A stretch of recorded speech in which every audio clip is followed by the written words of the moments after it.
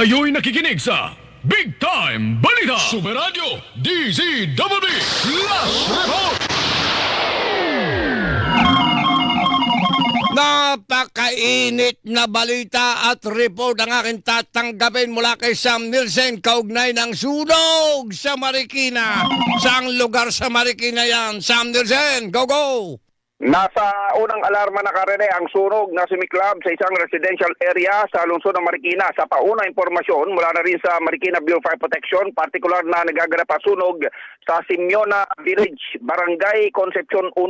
Naitaas sa unang alarma ang sunog alas 5:06 ng hapon at ngayon ay responde na rin itong mga bumbero para pulahin ang sunog. Ako rin Sam Nielsen ng Jemis Paradio, DZWB, dapat totoo. Super Radio DZWB Last Report. Kayo'y nakikinig sa Big Time Balita.